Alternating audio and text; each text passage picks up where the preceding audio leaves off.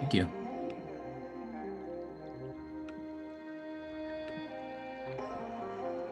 Hey Seth, I see you. Hey, how you doing? I got audio too. You're good to go.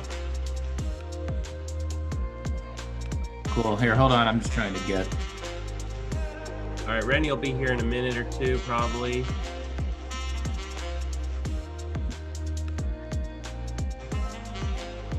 I'm getting us started on Facebook right now.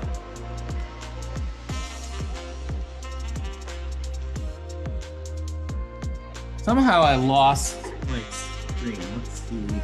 Oh yeah? Well, we see you okay. There's usually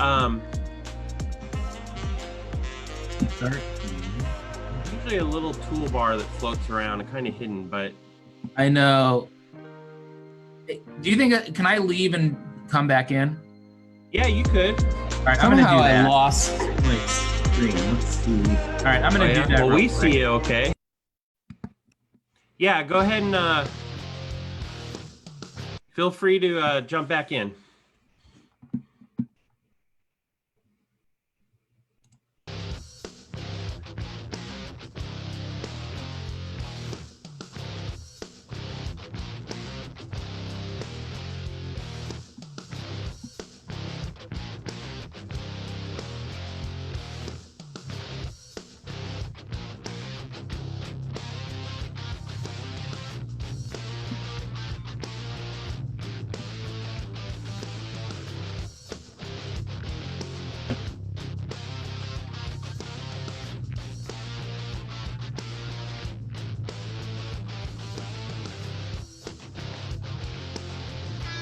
All right, I see Jason again, and Seth is gonna jump back in.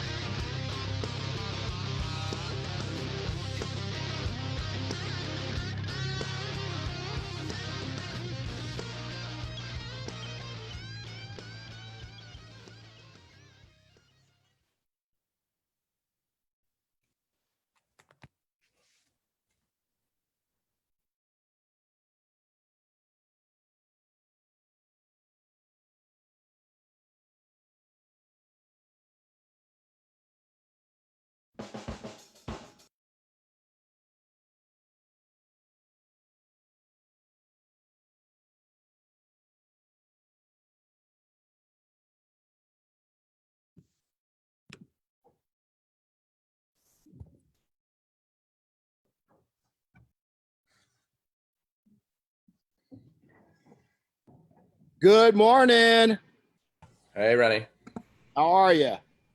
Fantastic. Yourself? You know, I was pretty dang good, man. And then I saw you two handsome fellows, and it's like, dang, you know.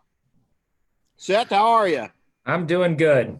Good. Nothing. Okay. It's nothing like living the Groundhog Day movie, every day. That's about it. Right? Me and Bill Murray and the 330 other million people in the U.S. Yeah, that's exactly it. I feel your pain. I think we're all there, right? So we'll give everybody a couple more minutes to get on, and then we'll get started. So get a cup of Joe if you don't already have it, and we'll go from there. You guys all settled in? Yes, sir. Been looking forward to it. There you go. What Seth, did you get much skiing in this year? I was doing great up until April, actually until the middle of March, and then my big trip got canceled. So yeah, that bites. Which I was really bummed about. We were all getting pretty excited about it, and yeah, that's not fun. Oh well, we'll make it up next year. Yeah, I hope so. I'm starting. The problem is these places book out 2 to 3 years and 2 to 3 years out. Right. So I'm actually working on hut trips for 2023 and 2022. Oh, geez, that's crazy. So that's crazy. Yeah. Well, hey guys, I'm all about starting on time. So we got a little mix up here in the title. Chris and I have been putting on. I don't know. It's probably been averaging about 9 web events a week. And so we got a little crosshairs on this one between the two of us. It was probably me more so than him, or I had too much coffee or something like that. But we're going to talk about training and knowledge. And what I'm really excited about is our guests. So I'm going to go down through the slides, and then, gentlemen, as we come through, fill at any time. You don't have to respond to every single bullet point, but we'd love to get the stuff that just kind of pops out at you. And so before we go into that, let's go ahead and do this real quick, as we're going to go down through. We should not moor a ship with one anchor, or our life with one hope. My point to this was that so many people is they find one income source and they kind of stick with that. And we're seeing now that a lot of people that were, coding specialists are going to come out of this and still be coding specialists, but we've got an awful lot of coding specialists that have come into interior suddenly. And I think it's a good lesson to kind of still stay well-rounded within our industry. And so I love that quote from that. So we're going to cover pages 94 through 107 in the book: amateur versus pro, specialized training and certification, learning the business from a proven source versus a whatever source, the science, building the menus from facts versus tribal knowledge, my journey with inside my mentors, of having mentors, the value of a business journal, the value of team, and then learning the value of calculated risk. And so I want to jump into this right now. So Seth, before we go any further, just go ahead and tell us about yourself a little bit. Sure. So first off, Rennie, thanks for having both Jason and I. Really excited to spend some time with you today, and it's good to see you as well. Seth Glauberman, president of Malco Products, been with the company for about 15 years. Malco Products is actually a family-owned company. My grandfather started it in 1953. Actually moved here from California. So, I didn't know that. Yeah, so he actually used to live in Berkeley. My dad was born in Berkeley. So, dang, wow. Yeah. So, now, truthfully, right now, I might be wanting to rather live in California versus Ohio. It's a little gray right now. Yeah, I won't tell you how it is here. We'll just not rub it in, okay? All right. Sounds good. Probably sunny, and you could go skiing if you wanted still. I'll tell you, if the mount was open, I thought about doing one last trip up this weekend and going hiking it up, and just doing a rundown. It might be in my future for tomorrow morning. Yeah. So let me ask you, where'd you get your start in the company? So I actually, it's funny. I started working here in high school, and my uncle suggested that I start detailing his friends' cars and my parents' friends' cars. So I actually got my start as a detailer. Wow. So, and that's how most of my knowledge about the product started, was probably from 15 years ago, where I would, call on one of my parents' friends. I'd offer to go pick up the car.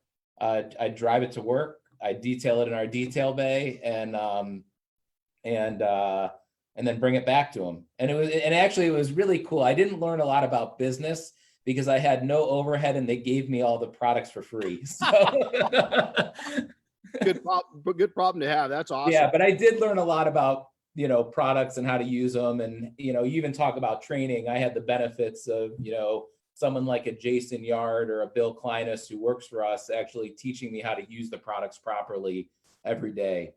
So that was actually my first, we'll call it, unofficial job at Malco. Wow. Wow. That's pretty cool. And then you've worked your way up. And I'll tell you, a lot of people think, they think family businesses, P&S in your company, Malco's got a lot in common.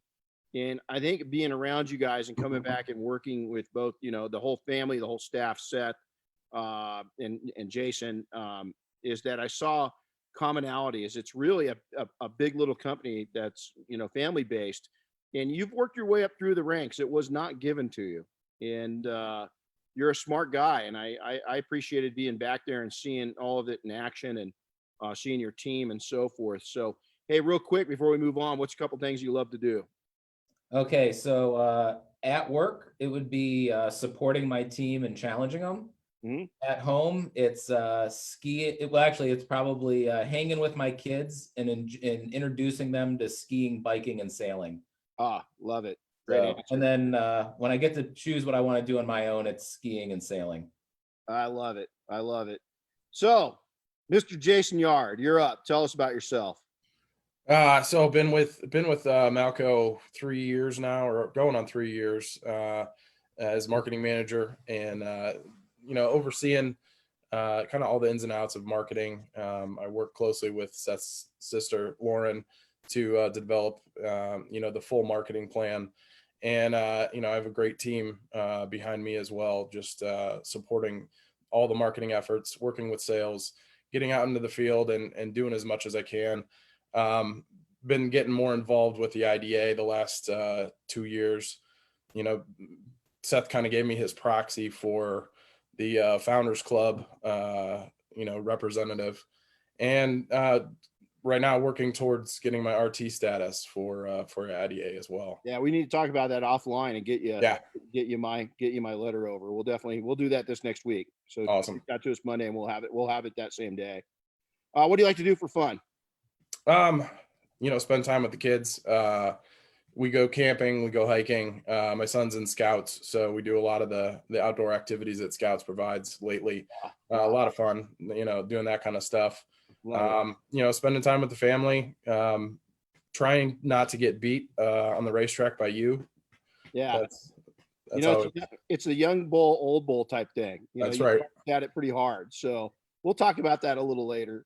Because you have a second day that you have to come do. I do. We will get back there. Working with you guys is always you're one of, it's funny because why do I ask what you guys like to do?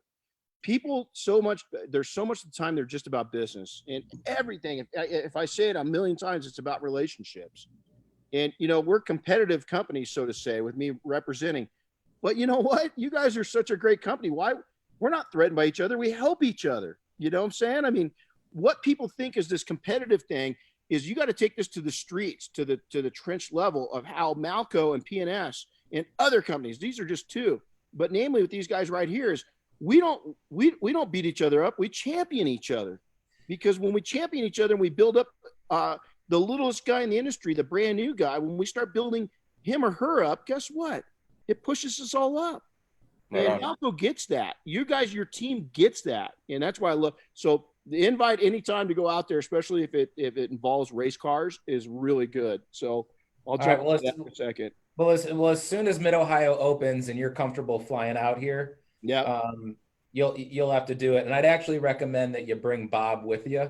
So, talking about working together, actually, I called Bob like a week ago. He called me back. We actually had a 30-minute conversation yesterday, just seeing how each other's doing. So that just goes back to, at the end of the day, it's people that make the businesses. Yep. And you want everybody to be successful. Amen, man. Amen. Well, let's jump in. All right. Those people that don't know it, this is where it's coming from, is the little book. Again, I make the point that I'm not promoting the book because I make like 49 cents every time it's sold. So it's not a big deal. We're covering the book in these classes. When all this broke out, the reason we started this, we wanted to give something back to the industry or to small business, doesn't matter what. And this is our gift. So you don't need to go buy the book. We're going over it. If you didn't catch the other episodes, they're recorded on YouTube, so they're there. Malco, I'm so proud to have you guys involved. It's been awesome to go back and work with you guys, see your operation. So thanks for coming in. I'm going to take and give you a little hint at the very end. I'm going to give you 1.3 million worth of certification training advice. So if you're paying attention, you're going to get that at the very end. If you look at the left-hand corner, sheep follow. And so right now is that we can't be sheep, because there's going to be a lot of following in the wrong directions in the coming months. And so make sure that you're standing out. Challenge yourself to be what you have never been. Challenge yourself to live like you've never lived. I love this, and I made it up on the fly yesterday, is that you, at some point, you're going to have to take and realize that your education is one of the most important things that you can invest in your company. And that's why I'm having professionals like these two onto these events, is to share that with you. So so many people in the industry want to earn top dollar, but do they really want to earn it? Is my question to them. Right in, Rennie, not now. This is a little fun. I'm going to go ahead and leave this up to Trump and those guys, with what's going on in the country. I'm resigning my my go in for president. I don't want no part of this stuff, man. I'm watching what these guys are doing, and it's like, you know what? Thanks, but no thanks. We'll see you later. I just want to be a survival and all this. So here we go. So we're going to jump in, rethink everything. This little guy is our rescue. This is Boomer.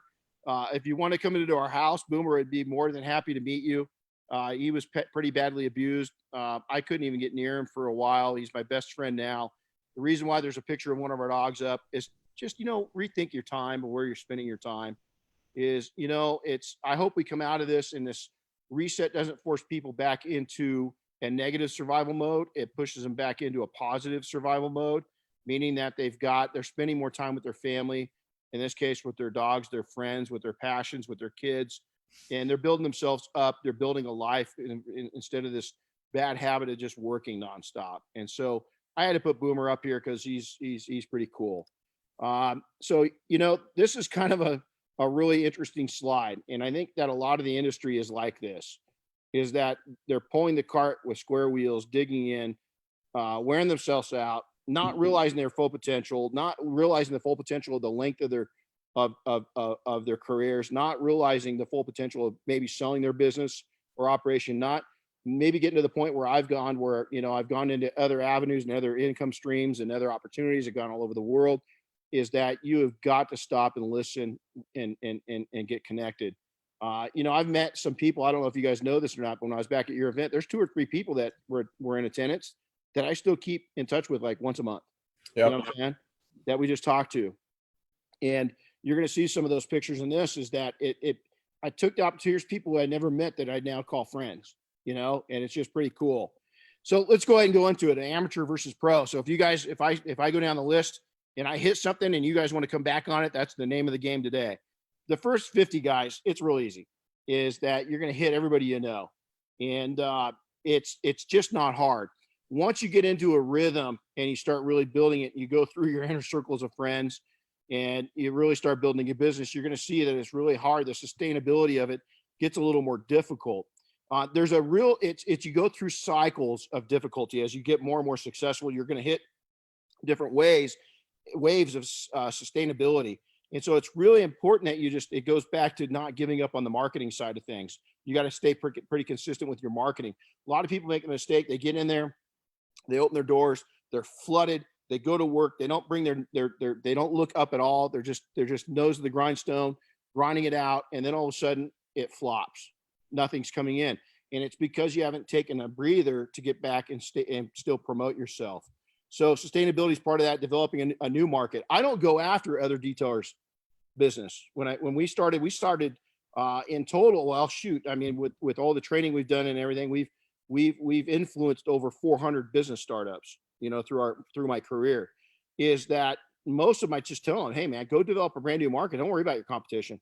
When I personally opened up our 7 shops, is that we came in and we looked at the other guys to see what voids they didn't have. And usually it was the most expensive void in the market that they weren't going after, or it was the most basic. They were so keyed in on, high-end coatings that there was a $149 package that I could put through 20 of those a day and make just as much per hour as I could off the high-end stuff and do a lot more volume. And so you've got to develop that market depending on where your market's at. Most of the time we're most expensive out of the gate. I never believed in being cheap. I don't want to compete on price. I never did. I never will. Still our products. I mean, you go to Double Black, it's not the cheapest. You go to our training, it's definitely not the cheapest. You go to anything and we sell quality versus price-based. You have to have a really solid operating procedure. So your SOP's got to be dialed in. And if you're new to the industry, well, you've got to go get some experience, and you got to get experience somehow. If you're aged and experienced, your SOP probably is aged too. So if you haven't changed your SOP up in the last 18 months, you're probably behind. You need to change it up again. Your financials, it's going to be, once you get from amateur to pro, is you're a business. It's no longer a hobby. You might have come into it as a love affair and passion, but at some point you're going to have to change over to and realize that you're now a professional. You're earning your living with this, and you're going to have to get your nose into your finances. And then connections. I'm telling you, I've said it in every event that we've hosted, it's about relationships. And I'll tell you, I've built up a relationship with these guys, but you look at that back picture, man, when Jason and I were out on that racetrack with Chris, we built up friendship. It was camaraderie. It was fun. It was Right a on. different level of business. So don't be afraid to go make those connections. So Seth, we'll start out with you. Any input on this slide? Yeah. So actually, I thought when you talked about sustainability, and I actually just I was actually I'll go sustainability and connections. So I actually was talking to someone that shared a really interesting thing to think about as we're going through this coronavirus right now, and he actually described the like stages of the coronavirus for a business as adapt, pivot, and recovery. Oh, look at that. So when adaption was almost like the first 3 weeks for all of this, because it was like every hour of every day, there was something new coming out of like, what should I do with my business? So we're through the adaption phase right now. Now we're probably in the pivot phase. So everybody's looking at how do I pivot to keep my business going? So just think about Rennie, you pivoted and you created this series of content. Okay. And something we've wanted to do for a year. Is that amazing or what? And it forces you to now do it or make the time, or you have the time to do it. And then the recovery, we actually are breaking it into two parts. The recovery is what's business and life look like for probably the next, we'll call it short term. It could be 2 quarters or 2 months. And then it's the recovery a little bit longer term, which is the next 12 months. And really thinking about your business on what that looks like short term and long term. And I just thought that was a really insightful thing. So, in my mind, I think about that when I want to drive sustainability for our company. And I think it supports your comment about connections and relationships, because I probably never would have learned it had I not reached out to just have a conversation. Well, is that, amazing point that you just made, Seth, is that, Bob Phillips and I were talking a couple of days ago, and, you pump each other up. I'm down and Bob will get me back up. Yeah. And Bob's down, I'll get him back up. We were talking about the recovery on this thing. And Bob made some notes. He goes, we just don't know how screwed up the world's going to be. I said, hey, Bob, look at 9/11. Let's take a look at 9/11. Out of everything that happened, 9/11 was tragic because it was a different circumstance, right? We were attacked. We were attacked on this one, but it's, for whatever reason, there's so many theories out there what this thing really is. But let's go into the fact of what it is. It's a virus, whether it's man planet or Mother Nature. Is 9/11, it made TSA's a big adjustment for all of us. Our travel changed. A year from now, life is going to look pretty normal again, as we adapt pretty quickly. And, the recovery, we don't know what the housing market's going to do. But I can tell you this, every downturn, and this forced us into a major downturn, has a major upturn. Yeah. And so we got to look at that. And I love your look at it. Okay. Look at the next 2 months or 2 quarters, and then look at the next year. If you can get through that, the survivability of that, you can do it. You don't shut your business down. Keep your customers. Don't let them go anywhere. Get a part-time job and make it happen. Yeah. And even on that, when you talk about like getting a mentor. Yeah. So I've had 3 mentors through my career, and I actually just hired a coach as I moved, because I took over as Malco for president in January. So I actually hired a coach about a month ago, and it was interesting because I was telling her when I was in that adapt phase and we were just like, every hour of a day, it was another like piece of information to try to figure out. I said to her, I just want to be able to develop some longer term strategy. And she said, well, you can't, because you can't, you don't know how it's going to change. But she said, if you just break it up as if you were hiking and being able to see the horizon, when you get to the horizon, you'll see that much farther again. So, it goes back to, maybe I can't plan a year out, but I can plan 3 days out. And when I get past those 3 days, maybe now I'll be able to see 5 days out. And 5 days out, when I get there, then maybe I'll be able to see 7 days out. I love that. It's funny because Chris and I had, right before we came on, we're adjusting next week. Yeah. So we've gotten out to where you just said it beautifully, is we those first days, we're kind of day by day, and we're kind of going, what just happened? What's happening? You're adjusting, but I love that hiking analogy, is you get up and You look back and the view keeps changing, Yeah. and the view is what you make of it. Yeah.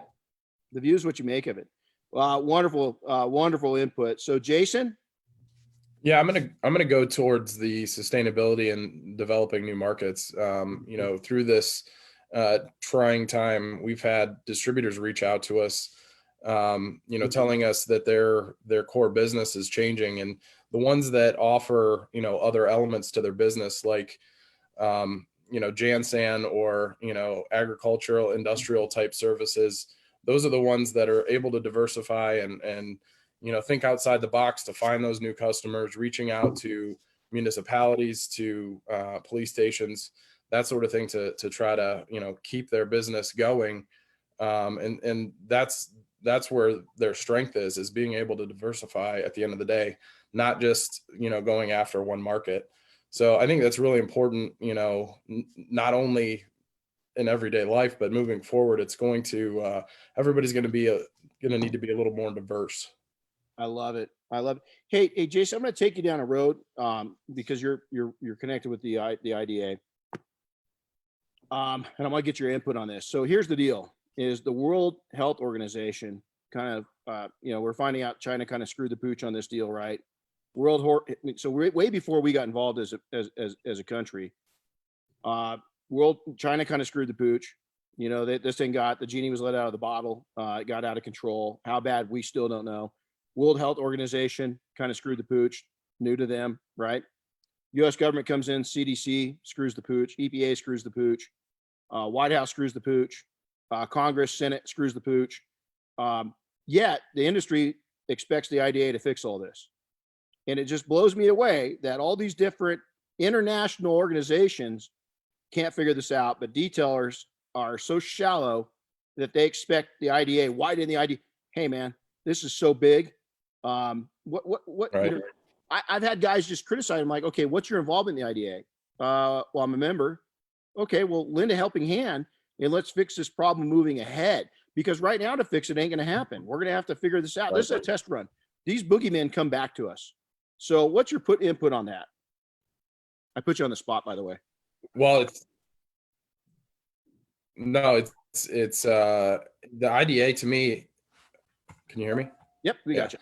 The IDA to me is more about what you can give back and about the networking to bring each other up and really learn from each other than anything else. To me, it's more about the networking and learning how you can help other guys out there, and whether it's something like this that you're doing, or whether it's thinking back to what you can do, what can you offer to that maybe somebody hasn't thought of. Maybe it's something outside of the box, like providing a dealership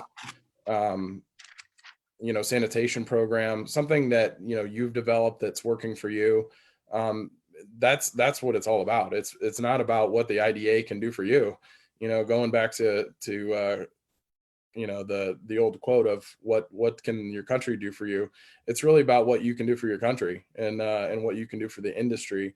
We're all going to get through this together, but the more you can help others, the better off we'll all be. I find it interesting and we'll move on to the next screen, is I've had some really young, new people. So not necessarily young, not necessarily new, all ages, really reach out during this thing. And at first they were angry at the IDA, and a lot of them have come to realize that, listen, moving ahead, this was a test run. All of us Bob Phillips said it best. We used to have, Jason, you might be too young for this. So both of you might be too young, but back in the day, we had air raid sirens go off. When I was just in kindergarten, first grade, and you jump underneath your desk, and we had earthquake, warnings and stuff. We're going to have protocol, as a nation, as a people, or worst case, as individuals. We're going to have germ kits now, where these little boogeymen come in. It's our job. We need fresh faces in the IDA to jump in and help us figure these certifications out moving ahead, so that we're ready for the next one. This was a practice run. Nobody screwed anything. I mean, our government's our government, right? But we just didn't expect this. So if you yourself weren't prepared, shame on you. There were some detailers that were prepared for this. They had the proper PPE. They had the proper systems and processes in place. Some of them did very well with this, but other ones didn't. So cool. Okay, well, let's go down to the next one. So let's come in and talk about specialized training and certification. Validation, I think, is a big topic. Is that, who's saying you know what you're doing until somebody else says that you are. Also, the marketability of that is that validation from somebody else, more so than ever. I think people are going to be looking, customers are going to be looking at validation. But here's if they don't, I market it like crazy, and I develop in my market the calling for somebody that's validated. So I put the reason of doubt in about the other guys that aren't certified. You're going to take in, when you get specialized training certification, you're going to get a better SOP, a better standard of procedures. You're going to get more exposure to new things. You're going to get no exposure to new people. You're going to get new exposure to new products and new methods. You're going to have new exposure to more exposure to new tools and a wider scan of things. You also might be able to bring what you're using down in size instead of up in size. You might be able to do more with less, which is huge. And then you're going to bring far greater value to your brand. So this time we'll talk with Jason first. So Jason, input on that? Yeah, two things come to mind. First of all, like Seth, I started out detailing when I was a kid, when I was, first learning how to drive and doing details for friends' cars and stuff like that. But unlike Seth, I didn't have professional grade products at my disposal. So, I didn't learn until, 3 years ago or so, the value of professional grade products and training to really, upgrade my game. And so it was always a passion. It was always something interesting to me, but wasn't something that I took necessarily seriously until I started working for Malco. But then also I'll go to my previous experience, which I think I've talked to you about. Before Malco, I worked for a company, an adhesives manufacturer. And for over 10 years, I started and developed and maintained a training program, much like what you do. I'd go all over the country training people on our products, not only for, the ins and outs of them, best practices, but how to install a vehicle wrap, for instance, how to do floor graphics, how to do window graphics, that sort of thing. Those trainings were, not only helpful to everybody that we worked with, they also helped me along the way. So there's no substitute for good validation, good training. No, you're right. So Seth. So it's actually funny because Jason actually brought it up and made me think about it, about, how he didn't realize that there were actually good, like better products out there. Well, I just assumed that everybody's products were really good, because I've only used Malco. So it was almost like when I talked to my friends and I'd give them one of our waxes or one of our wheel cleaners, and they're like, wow, this is the best thing I've ever used. And I'm thinking like, well, what do you mean the retail products aren't as good? Yeah. So it's almost like how the spectrum of how you see stuff. It is. Which again just changes. When you talk about validation or exposure or better SOPs, I view it as, how do you widen your perspective and your knowledge? Absolutely. So if I'm always looking through, call it horse blinders, I'm going to miss a lot. If I can open it up like this, then suddenly there might be ideas and things that I see that I never would have seen or known how to, utilize or capitalize on. And especially at a time like this, you need to have those blinders as wide as possible, because the world is going to change. The world has changed, and we're going through a paradigm shift. Absolutely. So you better quickly figure out what that's going to look like, and the people that can figure it out, or learn quickly from the other people. I know a lot of successful people that are fast followers. Absolutely. I love that turn. You hit something, is that a lot of times we don't know what we're missing because we got those blinders on, you mentioned. Yeah. And so I think that when you come into different people's environments and different people's, when you leave your home and go into a new home, it's it's such a great opportunity. And sometimes you learn what not to do. It's not always what to do. Yeah. It's what not to do. Man, I don't like that, right there that they taught. I'm not doing that. And that's okay too. It's part of the learning process. That's the great input, guys. So let's jump over to here. It is learning the business versus known sources versus unknown sources. Is a known source. I'm going to lay it out simple. You've got two gentlemen on the phone right now that run a multi-million-dollar corporation. They know a thing or two about business, marketing, people, products, and everything else. Is that here's the deal? Is that somebody said it on the call the other day? Is, man, when I enter a room and I go into a meeting, I want to be the stupidest guy in the meeting. I want to learn from those guys. When you go and you hang out with these guys, even different when I go from different company to different company. Look at, man, I'm taking right now. I'm hosting a show. I've got notes that these guys are saying, I'm learning as I host the show. And so if you can't take in from a known source, what's an unknown source? We've all seen it. We've seen that the social media and YouTube's filled with it.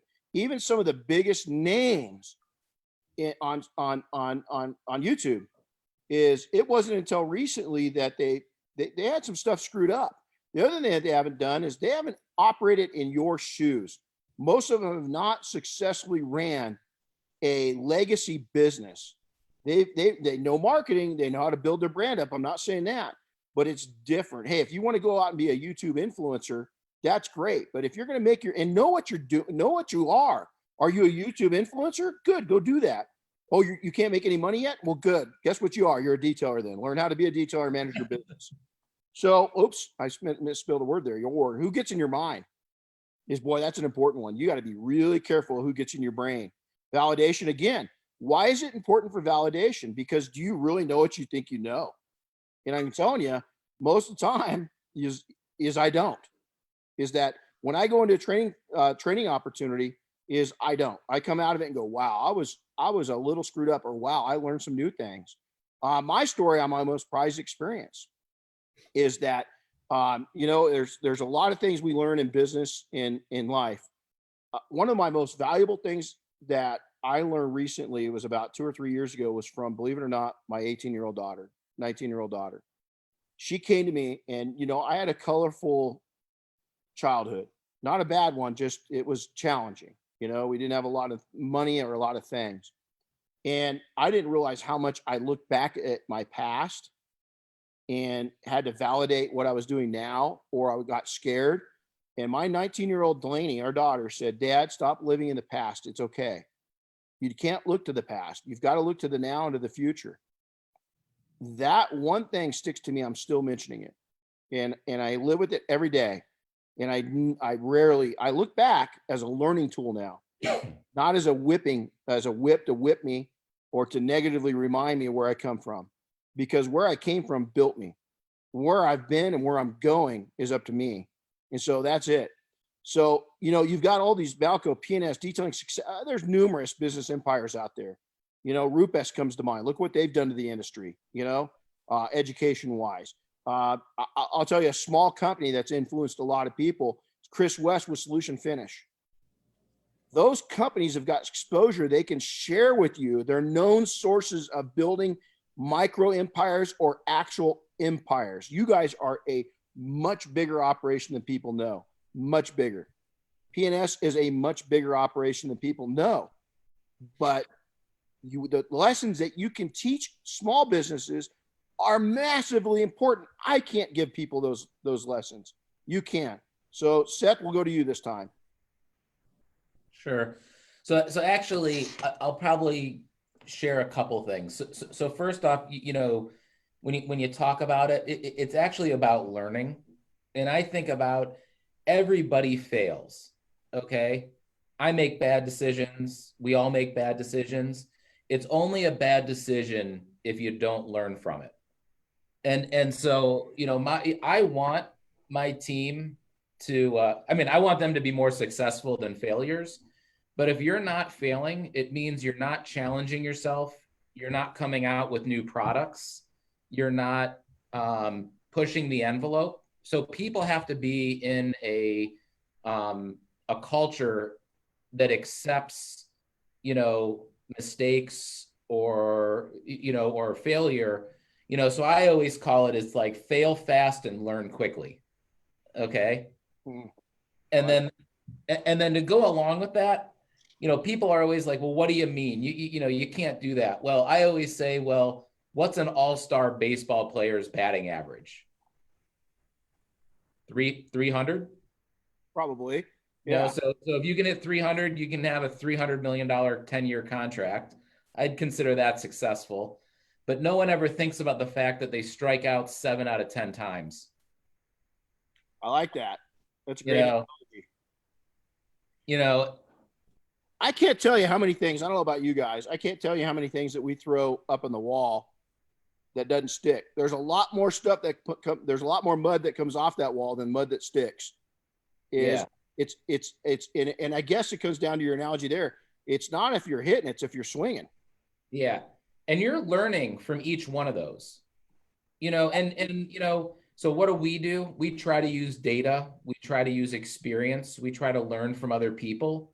So, I mean, we have a product. It was Iron Blaster.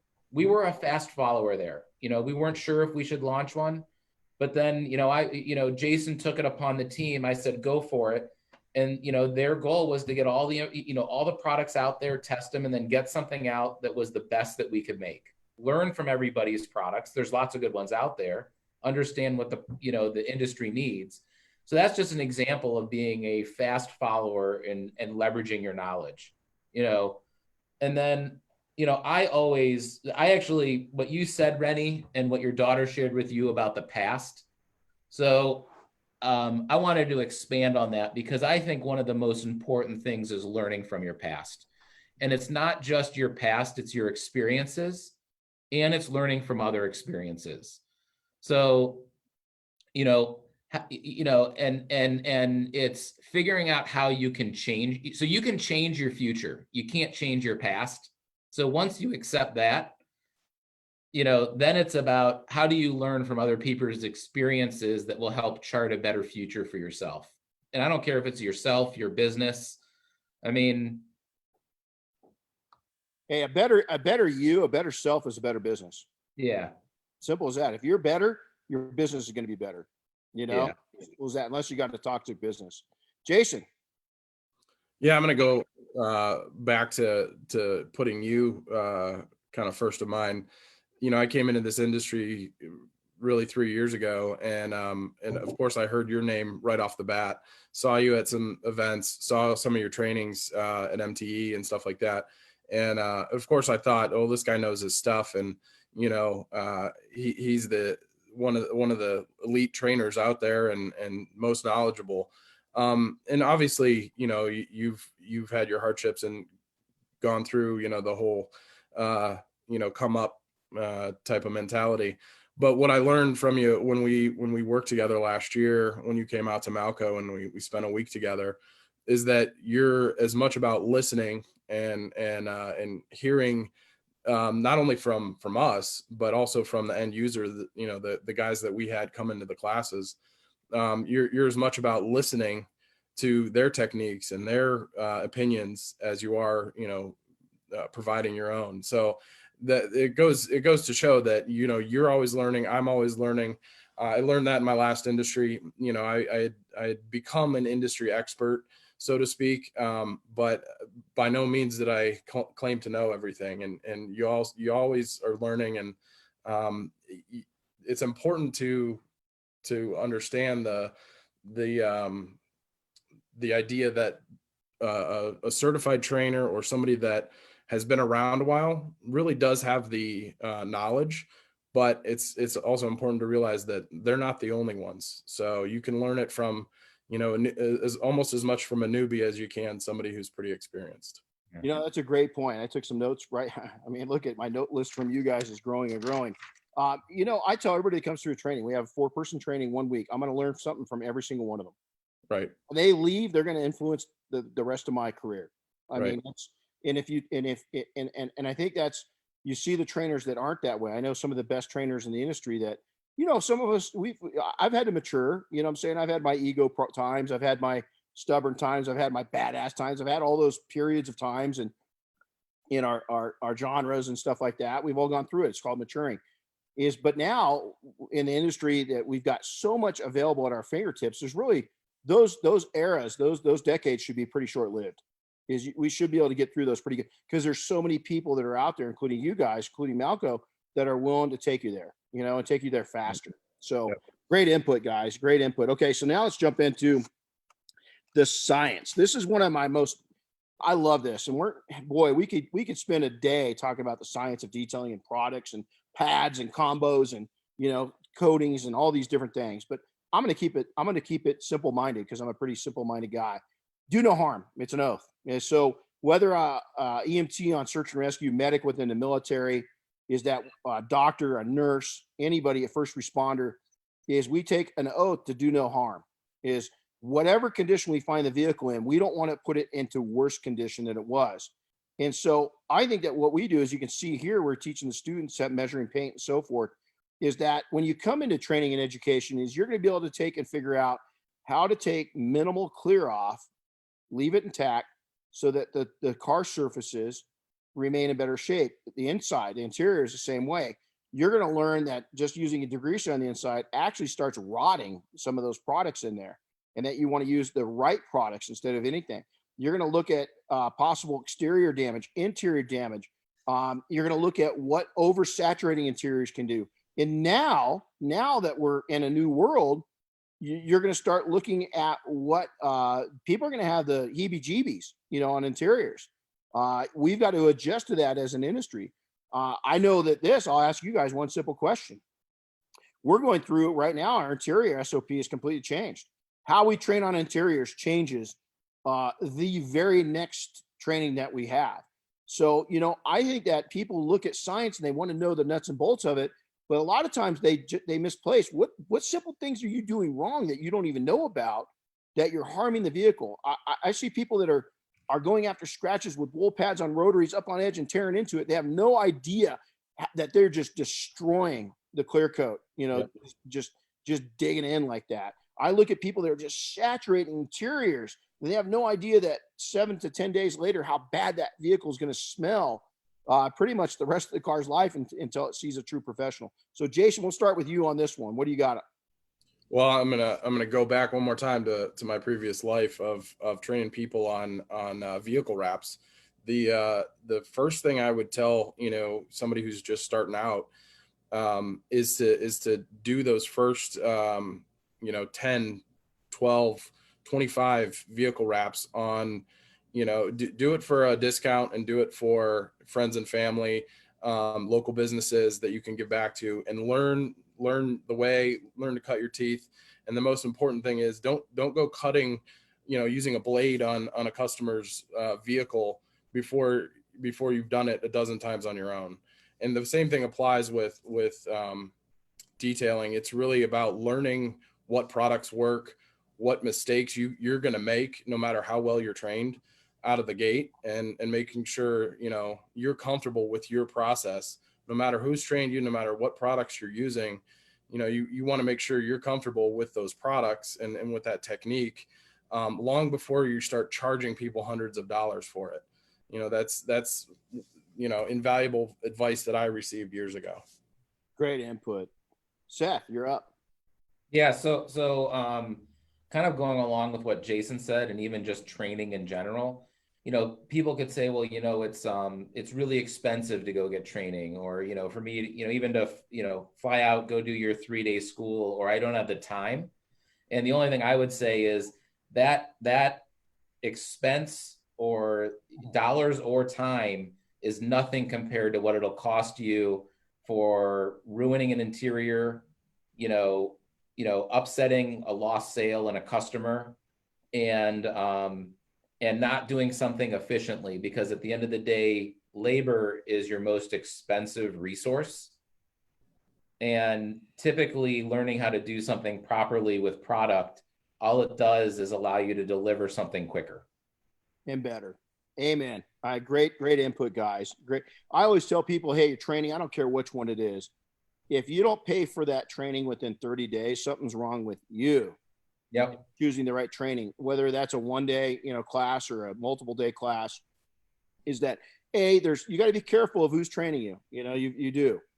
There's a lot of people out there throwing that term around right now, but do they know their stuff? B, have they been able to tie that to profits?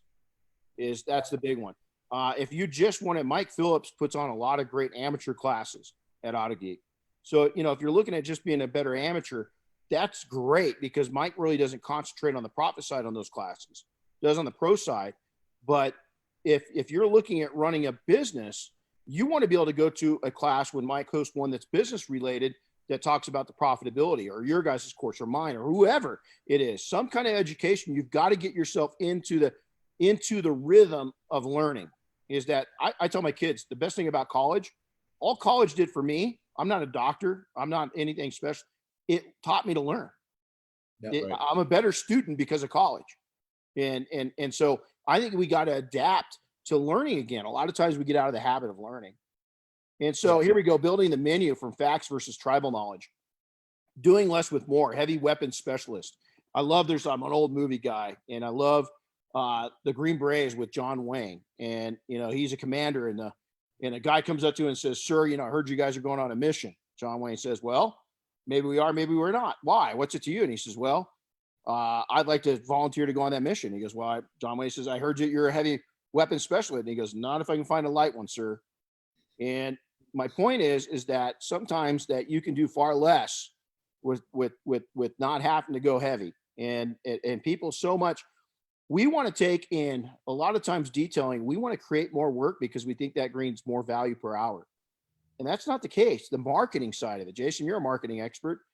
It's not that you're there for 20 hours. It's what you sell the project for. I would much rather do the job in 10 and get the same kind of money. Right. Because honestly, you're lying to yourself if you think the customer can see the difference. Yeah, you just hold on to the car for the other 10 hours. You keep it parked that's why you have such a big building. You know, you're so efficient, you have to put the cars in the back that you finished. There you go. See, it's exactly it. So you got to do more with less. Combos are king. I mean, the right product combo, all of that, the right interior combo, understanding what clients and markets want versus what you want to sell or what you think they want. I'm going to go back to Mike Phillips, has a great sentence, as most people don't know the difference between a swirl and a squirrel. You know, he says that all the time. And I just love that because they don't. Most time as professionals, we are delivering. It's like a good friend of mine. He's a woodworker, right? Known him for 40 years. He's a craftsman. He's really struggled to make a solid living. The reason why is everything he builds is to his standard, not to his customer standard.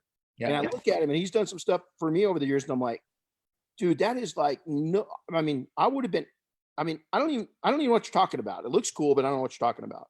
You know, I have no idea of what that wood is. I just wanted something that made a wood that looked this way, that had this tone, and that's all I needed. And then value meal it is that, you know, there's a reason why you go to Chick-fil-A and the menu's laid out the way it is they know what they can produce the fastest, what people want, and what the dollars and cents of is on those offers. And so many times we go to our competition and we look at what they're doing and then we kind of me to it. And be unique, man. The last thing I want to do is look like the other guys. I just don't. I don't want to look. I don't want to sound. I don't want to talk. I don't want to smell. I don't want to do anything like the other guys. I want to stand out and be. Why do you think Chick-fil-A right now is growing and McDonald's isn't in a lot of markets in this country? Is because they went out and did it. Their ads are different. Their food's different. Their stores are different. Their customer service. If that doesn't tell you one thing right now, McDonald's, if I was the president of McDonald's, I would stay right now during this break. I would have shut down.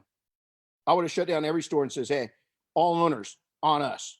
You know, we're going to treat you via online.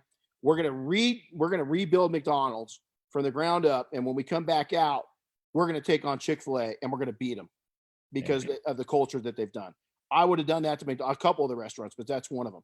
Okay. So Seth, we'll start with you this time.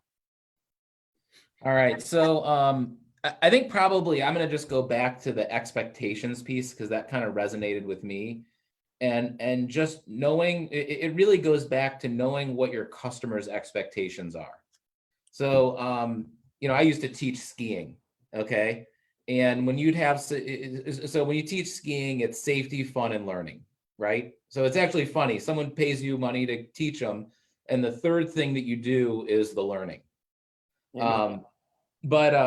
but actually it's all about the expectations. So I would always start my class with finding out what the person's goals were for the day. And when I would teach kids, there were actually two goals. It was what the parents' goals were and the kids' goals. And I once had a class where, I came back and, you teach kids differently than you teach parents, or not parents, adults. So I came back and the parents said, talk to the kids and, what'd you learn? And all they did was talk about all the fun things they did. And with kids, it's usually guided learning. They're following, you want to teach them how to edge. You don't tell them to edge. You have them edge on the side of a hill. And when they turn down it, they automatically edge and they're following you. So the next day, the parents said, well, I really don't think you taught them enough. And I said to the kids later on, I said, look, I can teach you all day, or we can have a lot of fun and you'll learn. I highly recommend, managing your parents' expectations when we share with them about the day. Hey, it's funny because we have that in common, is that I taught skiing when we first started Attention to Details up, right? And it was my part-time gig for the first 3 years. Yeah. I had the owner of Sun Valley came to me, the owner. Yeah. They had this top client that was a gazillionaire, and they had been through 6 instructors in the last 3 years with this kid, and the instructors hated this kid. So I sat down, and this is where your expectations are. Parents wanted to know my background, and I had clearance because it was a high visibility family, right? So we got through that. We went up, we hit the mountain, and I looked at the kid and I went, what did you not like about your last instructors? The answer was that we didn't have fun. They just tried to, they're boring. And I said, well, why? What do you want to do? And he goes, I'm going to go jump. And I said, cool. And I said, I know where all the jumps are. And I said, well, we got to ski down to these jumps. Are you good with that? Well, yeah. Guess what? I had the kid for all 3 years. Yeah. It's just, so it's no different than when you receive a car. If the most important thing to that person is the interior being clean, then it really doesn't matter if you spend 3 hours chasing all the swirls on the car. Amen. And that goes back to doing less, meeting expectations, And what Jason Hurt said earlier, it goes back to talking, and then more importantly, listening. Yeah. Right? Listening. That's a great point. I love that analogy. Seth, that was brilliant. So Jason, what's your take on this? You guys covered it pretty well, but I thought back to one of the first conversations I had with Justin Lobato, who won't take on a project without seeing it and talking it over and discussing it with the customer. And so, he has his menu, and I highly recommend having that menu of, your good, better, best cleaning, your wash and wax, or your full paint correction, ceramic, however you want to menu it. But, he won't give a quote over the phone. And I learned that's how important that is. If you can't lay eyes on the car and set expectations with the customer in person and kind of understand what they're looking for, it's going to be hard for you to both be on the same page at the end of the job. And so, that's important. And then the other thing too is understand what your market is. As a manufacturer, we get calls all the time. Well, what do you charge for a paint correction? What do you charge for a ceramic coating? What should I be charging? And it's different in every single market and in every area. And you can have a rural area in Ohio and a rural area in Colorado, and they're completely different price points, and they're completely different expectations. So you have to understand your current, landscape, your current market and your customer base, and adapt accordingly to that. And also with your comfortability level. If you're not comfortable doing that 7-year ceramic or whatever it is, don't do it. Do the thing that you're comfortable at and that you can do successfully. Boy, great points. Your phone skills are down to it, and it's going to take time to get. Justin's had 15 years of building up reputation. Here's the other thing that we teach people in class is utilize technology to help you sell. You don't necessarily need to see the car in person. You can go live with them, right, and show the car that way. There's right. A lot of different ways that you can you can skin a cat. Now, Justin's built a serious brand and business up and reputation, a culture, and everything else. It doesn't happen now. Justin's done it maybe 15 years. Jim Gogan and I were talking, and Jim's a good friend of mine. I call him the biggest silent member of the industry in the world. He's out of a little town in right outside of Boston. And I said, hey man, I really want to get these guys down to where they're that point, in 10 years. And Jim goes, no way. No reason they can't be to where we were in 20 years at 5 to 7 years. Sure. So, but you're going to have to listen, get mentorship. Here you are, Seth has got a coach. I've got mentors and coaches in my life, and every aspect of my life is what's that tell you? Successful people learn from others. So great input, guys. So let's go back down. Hey, Rennie, I just want to add to that Hmm? because it's not just successful people learn from others, but successful people are willing to step out of their box and go introduce themselves. So, a lot of you talk about giving back, but if there's some young, I was at I was at Akron U, which is a local college here, and I was, doing a training seminar, and some kid who's probably a freshman or sophomore came up to me and asked me a question and introduced himself. And I was like, man, now that is someone I want to hire, because, I actually gave him my business card. I said, hey, now who knows if he'll ever call me, but I said, hey, if you ever have a question, call me and I'll be happy to talk to you. And Wow. usually successful people are willing to give back. And I think people have to realize that, it's okay to go offer it, and never assume that they'll say no. I love it. Again, I'm putting notes down as doing this out of the box. Put yourself out there. It's going to hurt I always tell people, if you're shy, become unshy. Even if it's in business environment, become unshy. And figure out how to do it on your terms. So maybe you're unshy and you don't like going to a big social gathering. Go pick the person, go talk to the person when it's one-on-one. I had a professor once, I had a guest lecturer come in that gave like 100-person lecture. And I was really impressed by the lecture, and I wanted to talk to the guy more. So I actually walked up to him afterwards and said, how are you getting back to the airport to fly home? He was flying out that night. And he says, I was just going to take a cab. I said, let me drive you. So I got to have 45 minutes in the car just talking to the guy. Wow. So just because I offered to drive him. Is that cool? So, a story off of this, and I'm not bragging. I really not. This is not bragging point. This isn't flexing for me. It's to cement in what Seth just said. We own an executive protection and transportation company. My wife and I did one of our businesses back in the 90s. We started it in 2005. We sold it started in 2001. We sold it in 2005. Well, we get most of the people that we were picking up, they wouldn't go by their names because of the level of clients they were. And I pick up a gentleman, and as soon as Warren Buffett, comes out of a private jet, you kind of know who he is, right? So here I am transporting Warren Buffett. And I'm going, I'm probably never going to have this opportunity again. So Seth, to your point, I just calmly, I said, sir, I know you're probably hammered all the time with this, but any advice that you'd give to an entrepreneur of small businesses? And he goes, son, it's a good thing he asked that. And he says, one piece of advice. And he pulls out this little notepad. And he goes, if it isn't written, it isn't happening.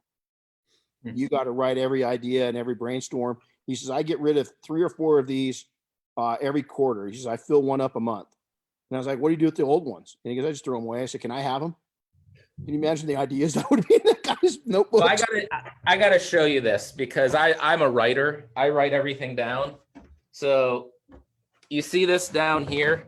I don't know if you can see it. I see it. That's all your journals. Okay. These are all of my journals for the last 15 years. Wow. I am not that organized. I feel really shitty now. Thanks for making me feel completely inadequate on journaling. But I carry one with me everywhere I go. Guess what? Right there. That's mine too. I journal everywhere. So Seth, we're even going to have a piece of that right here is journaling. My journey with Inside Mentors, I want to take, and there's a story. I want you guys to look at the top X, and I want you to look at the bottom X for a second. But in the meantime, what we're going to do is we're going to cover about mentors will change the game for you. is that that's not a one-way street. When you get to a certain knowledge level, is there's always going to be an amateur behind you starting up where you were just a year ago. It does not hurt you to take and look back behind you, put your hand out and start lifting people up right away. Is you've got some, as long as it's earnest and you're not full of shit and you're giving them, you're doing it for the right purposes. Turn around immediately and help people excel faster than you did. Get into those that have gone where few men and women have ever gone before. I'm going to tell you the two guests right now. They've ran and do run a multiple $1 million business. Is that you don't have access to that for people that are in our direct industry? Yes, you do. They're right here, right now. You've got access to them. A, start going to events. B, go up, as Seth just said, go talk to them. Just go talk to them. They want to talk. They're there. Guess what they're there for at events? Well, guess what we're at events for? We want to talk to you. Yeah, learning. We want to talk to you. We want to talk to you. Go talk to them. The value of simply exhaling ideas and getting known feedback. I vomit ideas out every single day. A very small percentage of them become reality. But I've learned if I don't put them down on paper and don't share it with the people around me, none of them become a reality. So you've got to get them out. And then they keep you from going off a cliff in business and life. Is the proper mentors will keep you from making mistakes. And they'll keep you on track. I've got different segments of mentors. I've got people I look up to as fathers for what they've done with their kids. I've got people that I look up to the way that they husband, with their wives. I've got people in search and rescue and military that I look up to that are somebody I really, some cases we co-mentor each other. And then definitely in business, it's there. So it's all part of it. So let's go ahead, Seth. We'll start out with you this time. Well, I'm a living example of my belief in mentors and coaches. I probably have a small handful of mentors, that I really, when I think down to it, and it being my dad and my wife are two things, and I think what I've taken from the two of them is I actually live my life with what I call the litmus test, which is can I come home and share my story with my wife and my dad, and would they be proud?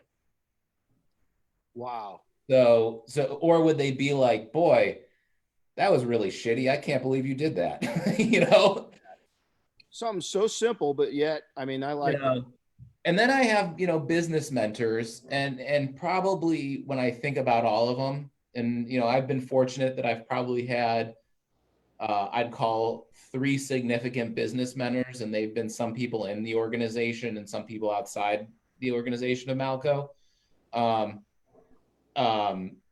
I really think about, how they challenge me, and they always end the conversation asking what I learned. What did I reflect on from the conversation? And it kind of always puts it back on me. And then the third thing is, I actually learned this from my dad, is the power of a handwritten thank you note. And actually sending it to the person, because you can't assume that they know that you appreciate it or really appreciate what they've done. And my dad always shared that when you do it, you have to thank them. You have to be specific for what they did or what they contributed, what the impact was, and then you thank them again. Wow. Hey, Jason, you go ahead and top that one. Yeah. That really tugged at my heartstrings as well, because I have a good relationship with Stuart as well. So he's definitely fits the bill of a mentor in every shape and form. So I can't top that one. The only thing I can relate to is it brings back sort of my brotherhood with guys in college. So I was an only child, and raised pretty conservatively, and never thought I would join a fraternity when I went to college. But I did so, and I gained some of the best friends I'll ever have. And through that, I learned the value of, having a big brother Somebody that's, been in college a couple of years and has kind of, will show you the ropes. And then I took that, to the next level when I became a big brother, and really some of my friends that not only were roommates and classmates, but ever since, I've tried to mentor them throughout the years, and kind of taught them about some of the mistakes that I've made, along the way. And that makes me a better person. So, the little bit that I can mentor an employee or a friend or, a neighbor, helps me understand, things that I've learned, and kind of grow from it as well. So I think it goes both ways. Wow. Well, I took again, just so you guys know, my note list is from these two is ever growing. So gentlemen, thank you for that. That's huge. So X marks the spots. Any guesses on what the upper X and the lower X mark, and what mentorship means to this? I don't know where you've come and where you want to go. It's where I came from, but it wasn't where I wanted to go. So at the age of 20, we were in Taquit's Canyon doing some exploring, and some of my friends, you can see down in the lower left corner, people. So this will give you a scale of the height of this. So we were there, and I was an outdoorsman, but I was 20. I didn't have a lot of experience. Some of my friends wanted to take and jump into that pool of water from above where the top X was. And I thought that was a real bad idea, because especially one of my friends was about 6'5". So I told him, being the caring guy I am, I said, "You guys are nuts. Let me go look at it. It's not deep enough. You guys can't jump from there." And as I waded out, the current of the waterfall caught me, and I landed on that lower rock, and it almost killed me. Wow. I almost died at the scene right there. How that mentored and changed my life is that search and rescue it was on spring break weekend. Search and rescue and the fire departments were so overwhelmed with calls that my friends had to get me out themselves. And so a month later, I started the Sheriff's Academy and went and joined the search and rescue team because I felt there was a way. I never wanted to have anybody. I'm a pretty strong guy. I didn't want to have people that maybe weren't as physically fit. It's the reason they said I survived it is I was pretty physically fit. It did turn my neck, the positioning my neck 180 degrees from what it was at the start of that day. And so that I remind myself, I haven't been to the site since it happened, but I take and pull up new pictures of it once a year to remind myself how much that changed my life. And by it changing my life, the mentors that it brought into my life that have allowed me to go out and successfully bring people home. And so kind of a meaningful picture I wanted to bring inside of mentors. So the value of a business journal. Well, Seth just kind of blew us all out of the water with how he keeps his journaling. Was kind of new to me, but I write my thoughts down daily, especially right now. It's a track you can go back. It's really interesting, Seth, isn't it, to go back and look at your past writings from a couple years ago and see how much you've changed as a man. Oh yeah, I actually was going through my files on my computer one day and found my goals, whatever my job was back in 2010. I had written my goals down, Mm-hmm. or maybe what the struggles were or initiatives, and it was kind of humbling to look at it and and see what it was at that time. It's pretty cool. And so writing your thoughts down, it not only, as you guys get into the pressure points of life, is I've seen a lot in life, good and bad, mainly good, really. Even bad's been good. I turn it good. And but writing and journaling it, when I come out of really tough missions and stuff like that, getting it out of my brain, the difficult times, has really helped. And then getting it out of my brain during the good times, believe it or not, when I go back and read those things, it makes the difficult times easier. It also gives you a historical value within your company of where you've been. Maybe you haven't reached where you want to go. Maybe you've reached way further than you ever thought you would be. It's fun to go back and look at that. Also, I think it's important for us to teach our kids things and our grandkids things. And I think that if they can go back and look at the struggles and good times you had as a human, it keeps you alive in them. And maybe it will make their lives a little better as they're going through their different phases and so forth. So, Jason, we'll go ahead and get some intel from you, and then we'll go on to Seth. Yeah, I mean, you kind of hit the nail on the head. The only thing I'll add is that I try to document things, I'm more of a graphically oriented person. So I'm constantly taking photos of life. And, with these phones, you can do that so much easier now. I grew up kind of in a household that took pictures of everything. And so I document and journal things, my life with pictures. And I love going back and seeing where I was and what I've learned and what kind of things that I've run into years down the road. That's really, it's funny because I grew up in a family that we didn't have a lot of money and we didn't capture a lot of things growing up. There's a lot of things I wish we would have. So my kids always make fun of me because they'll be doing something. I'm like, oh, stop, or my dog will be doing something and I stop and capture the moment. And some of those that picture of Boomer earlier, I mean, he looks psychotic, you know what I'm saying? He's a little older now, not quite as psychotic as he was, but great. I like the fact I just wrote that down as photo journal of life, pictures. So that made the list. So Seth.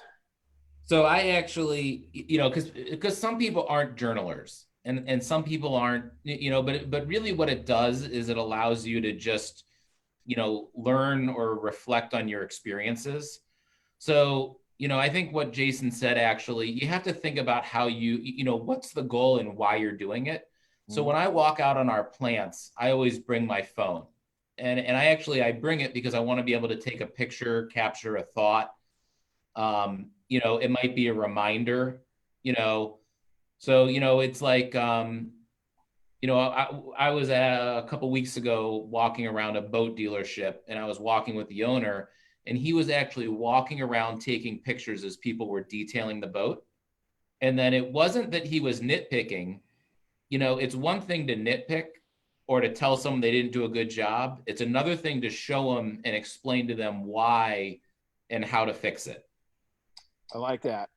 So one of our previous calls that we had is that we were talking about the importance of videoing yourself as you work, to see. Yeah. It was with Kevin Davis of Dealer's Helper, is that you'll see how much time you waste going back and forth. And so same thing here. I probably, the photo journal, without even, Jason, you just brought it to my attention. I do a lot of that. I'll even photo journal things with it. I mean, I never really realized I did it until you just said that, but I do. I'm a very visual. I'm a special ed kid. I didn't get my degree until I was 47. I went to college and had an attitude. I had a lot of attitudes when I was younger, and mainly it was a lack of knowledge and a lack of life experiences. I was scared because I was a special ed kid. I was scared to speak up, and that was the most foolish thing I ever did. So you guys have both given some solid input because maybe you were like me. Maybe you're a special ed kid. I had a learning disability, ADD. They didn't know what it was back in the day. And so I'm a slow adapter, but it's okay. Journaling was new to me because all the time my words might not make sense. And my kids and grandkids and great grandkids are going to go look back at my journal and say, this guy was successful. Really? So you don't be afraid. It's okay. And so, but I love that. Great input, you guys. Yeah. Great input. So learning the value of calculated risk. So in this picture, this is us going up. We're teaching our mountaineering, our soldiers that do search and rescue is, listen, if you go to the edge of a cliff, there's a risk factor that you're going to go off that cliff. Believe me, I did it in the previous picture. But you can see in this one, I'm tied in now. See the difference? 34 years ago, I fell off the damn cliff. Now I got ropes and so forth off. I'm not going to come off. The difference is making sure that you set up the appropriate systems. We call these systems, and that you can go down those cliffs safely when you hit those cliffs of life in business, but you can also ascend those cliffs safely and come back out and be on top again. So set the seat of your pants. Those days are gone, man. A few of you can survive going on the seat of your pants, but your success rate and what you realize in your financial goals are going to be limited if you're just constantly seat of your pants. You've got to bring in and organize things. Go hard when others go soft. Right now, when this thing comes out, I'm watching it already of what's going down and how companies are going to market themselves. I think I got an angle on a shift of where they're going to go. I don't want to go there. I don't want to be Me Too advertising. And then evaluate and reevaluate everything. Constantly look. One of the things we teach in search and rescue and wilderness survival is, Seth, you've done a lot of mountaineering, in your skiing, is turn around and look at the landscape from the other angle. You're always heading forward. Turn around about every 15, 20 minutes and just take a look at what the landscape looks going the other way. Because if you get turned backwards, you'll know what the other landscape look like. And you'll be familiar with it. If you don't, you're not going to know what it looks like. So make sure to turn around every once in a while. Remind yourself what the past looked like. So Yep. Jason, we'll start with you on this one.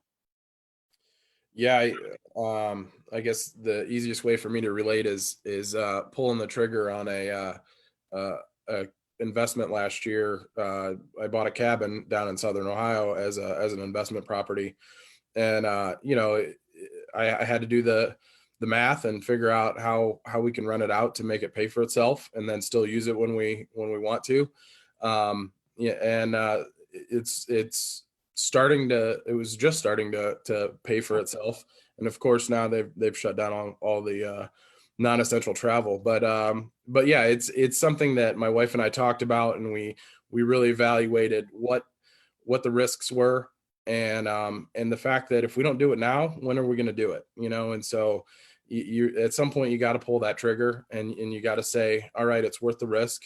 And to your point of you made in what was it, Wednesday's podcast about making sure you have your bills covered for several months before you jump into new ventures, stuff like that. You gotta make sure you're prepared. That's the biggest thing. Amen. Well said, my friend. Well said. Seth. Yeah, so so like you, Rennie, I'm a big calculated risk person. But I think, really Jason hit the nail on the head. It's about knowing what happens when it doesn't work out, and I think that's what it is. And, my dad actually has a good friend that's a very successful business owner. And he always talks about play with profit. If you want to do something, you play with profits, never with, a loan or something like that. Because if you're unsuccessful, the next year you don't do it, the profits are back. If you take out a loan, you're still paying off the loan if it's unsuccessful. Boy, I like that. That's a brilliant way of saying that, isn't it? Wow. Hey, by chance also, how old are you guys? Jason, how old are you? Gonna be 41 next month. Seth? I'm 39. I get to celebrate my birthday during the coronavirus year. Yeah, we just our 16-year-old daughter had her sweet 16 last month. Yep. My wife had her a special, I won't say what birthday because she doesn't like me saying her age. So I love you, baby, and I value my life. And then my brother had his on April Fool's Day, and I had mine in April also. So, yeah. But I had a monstrous. My daughter's quite the cook, and we have a restaurant out here on the West Coast. I don't know if you guys have a Claim Jumper. Oh yeah. Everything they do is huge, and she made the Claim Jumper cake for me. It was 6 days. Cool. Unbelievable. Nice. I gained 5 pounds in a week. Yeah. It was unreal. So the value of team is, this is some of my best friends in the world in this picture, some amazing entrepreneurs, and most are still with our group. Some have, left for different reasons and so forth. But the value of team is this, guys, is that, I always say, people ask me, well, why would I want to become mafias? We're talking about known. All of us come in at the same level. The mafias all came through the same exact 5-day scrutiny that everybody has. We're brothers and sisters in it. But going from forward is the 5-day. Everybody values that 5-day class. They're like, wow, I can't wait to get here. Really, the true value is when you meet your brothers and sisters and you get to have a 3, 5, 10, 15-year relationship with them, and they can help coach, mentor you through the good and the bad times of life and business. So, having a known knowledge level is definitely helpful.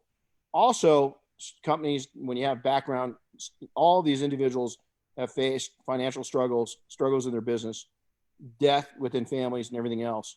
When you have companies like Malco, that come in and they're willing to give you knowledge, they're not just giving you the knowledge of how to detail. They're giving you the knowledge how to run your business and live a life.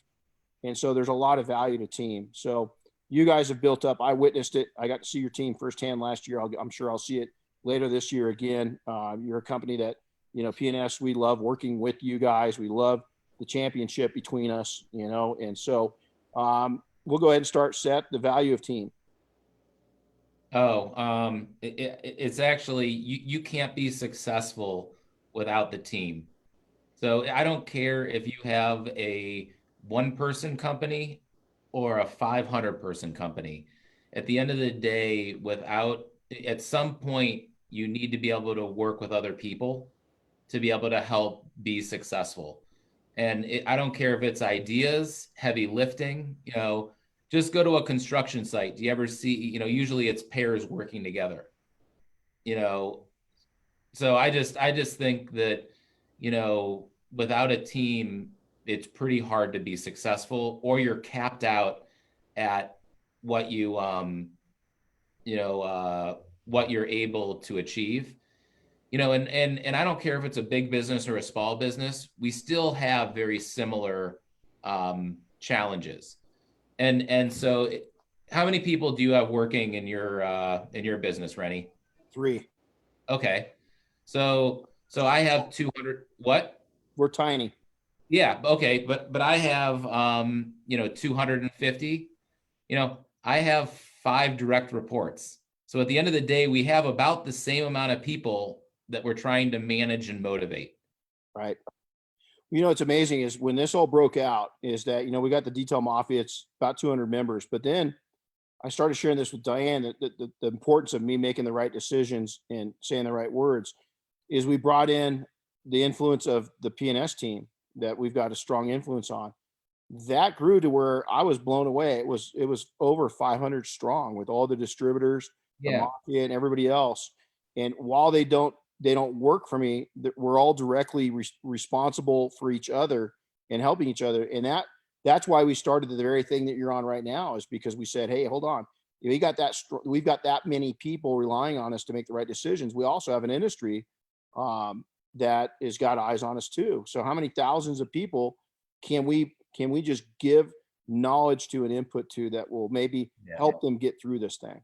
Yeah. And at the end of the day, that just makes our industry stronger. Absolutely. And that's what this is about. It is. It's exactly it. So Jason? Yeah, you guys have covered it for the most part. I'll give you a kind of a recent example. I left my last company because I basically inherited a team that I didn't hire, and I was not necessarily forced to manage, but that was the team I was given, and there's always going to be challenging personalities and conflicts, especially when you get into a bigger team of 10 or 12 people. I came to Malco to really take a step back and focus on some of the things that I like to focus on, the creativity, the marketing, product management, that sort of thing. And of course, a couple months in, I get a curveball thrown to me. And the gal who hired me left the organization, and Seth asked me to step in and lead the marketing team. And because it's such a solid team, and the people that are in place, like working there, they like working as a team. They're all team players. I didn't hesitate for 1 second to say, yeah, I'll take this on. And it's not only a smaller team, but it's we're all on the same path to success. And so as long as you're on the same page, and you can work together, there's no doubt that the team mentality will get it done better and faster every time. I love it. I love it. I love it. So real quick, no one asked me why. I'm going to go past that. I'm going to share at the end. I like to share something. As I gave you a $1.3 million reasons why to get certified, is our Sun Valley, Idaho, very small market. As we developed at that first store, we developed a certification program in-house, and we marketed it. It took us to that one location was doing $1.3 million a year in a town of 25,000 people. We marketed. We are the 8th shop in the area. We became number 1 in under 2 years. Our second, there was a huge gap between us and the next guy. And one of the main foundation reasons was we had a certification program, and people bought into it because we sold into it. We educated them why the importance of certification. So going down through, this is some of our access, you guys. We've got 0 to 60. We got a lot of cool videos coming out. The podcast, PNS Detailing University, Detailing Success. We're going to come down real quick. I just had to put this in there. You can see if you ain't first, you're last. So Jason, I had to throw this in here. I had to put me on blast too. I had to put it on blast, you know. As my buddy John Miller would say, it was customer golf. I let you win. Yeah. So here's the deal. I did have a note. This boy can drive. I'm a pretty serious driver. I'm pretty proud of my driving. And, you know, I want to tell you, I beat him by the skin of my teeth. I bragged that I beat him. I don't know if it was more skill-based or luck to give him credit. But that was one of the funnest days of my life was going to that. You know, Mid-Ohio is legendary, but to be able to be on the track and so forth. Chris from Flex, that boy can drive too. Yep. We are now in defense of the three of us. They actually had to take the other cars off the track because Jason, we were lapping them. I mean, those drivers, the professional drivers that were teaching us, were pushing their cars to the full limit just to keep the three of us off their asses. Correct. We were some pretty good drivers. So Seth, thanks for aligning that. It's pretty special. Cutting edge equipment. We Friday we got this where we kind of screwed it up a little bit. We're a little ahead of schedule. So next week we'll announce on Monday what we're gonna get into. This, if you're Mafia, we're having our Sunday service on Sunday morning to discuss what we went over last night and so forth. We got a lot of training events coming up. Before we jump into that, I want them to kind of come through. How do people get a hold of you guys? Where do they follow you guys on social media? And then if they want to reach out to you, how do they do so? Well, for the most part, it's malcoautomotive.com is our website. And all of our social handles follow the same name. So Instagram, Facebook, YouTube. We have quite a few videos on our YouTube site. You know, training videos and product launch videos, that sort of thing. You just search Malco Automotive on any of those platforms and you'll find us. My personal email is jason.yard@malcopro. Cool. Right on. Seth, if somebody wants to reach out to you, how do they do it? Well, I'll give you my cell phone if you want. So it's 330-329-8177 or my email, which is seth.glauberman@malcopro.com. I'm on Facebook, but I'm old school. I actually only use it to look at our Malco Facebook page. And so truthfully, the best way to get a hold of me is my cell or my email. And I'm always available and, you know, I'm happy to help out anyway. So if you want to post it, Rennie, you're welcome to. Thank you. Well, this is going up on YouTube, so and it's live on Facebook. So, hey, Chris, do we have questions? I don't have any actual questions. I've addressed a few basic ones on Facebook already, but Bob Phillips is on. He wrote in, great team. Thank you, Seth. Now I need to hire a coach. Yeah, it's pretty. I mean, again, there's the support. Here he is. Yeah. You know, he's tied into you watching your guys' event. So, well, guys, hey, we want to thank you so much for coming in and joining us. This has been a blast. Two of my favorite guys, another great company, great champion. And we want to thank you. The knowledge, again, look at the notes page. Says a lot when I'm hosting an event, I take a whole page of notes. So, yeah, guys, hey, have a great weekend. We'll see you on the backside when we go into the reset mode. And if you need anything, reach out. For those attending, thanks a ton for taking the time out. We're going to change the venue up next week. We're going to go back down to a new modified schedule. We want people to start concentrating on reopen. Some of the states are going to be reopening. So we're going to go to a once a week format. We don't know what date or time yet. It's probably going to be at 6 a.m. Pacific time, Tuesday, Wednesday, or Thursday of the week. But we'll announce that. We're going to keep on with these programs, but we want you guys to start thinking about the relaunch and what you guys are going to do and get aggressive with that. So we're going to back off a little bit of the content to give you guys more time to do that. So thanks, guys, for coming in. Enjoy the weekend, Seth. We still got to ski. Yeah. So, hey, Rennie, I just have to show you this. So you ask, you know, what do you do? So as soon as it happened, all the barbershops closed. So this is my son. So he's actually shaving my head like 3 weeks ago. I love it, man. There you go. How cool is that? He's a cool dude. You got a great family, man. It's awesome. I can't wait to see you guys again. So, You guys take care. We'll see you guys. Everybody enjoy their weekend. Go do something Yeah, fun. be safe. So Thanks for everything. thank you. Good. Thanks, Rennie.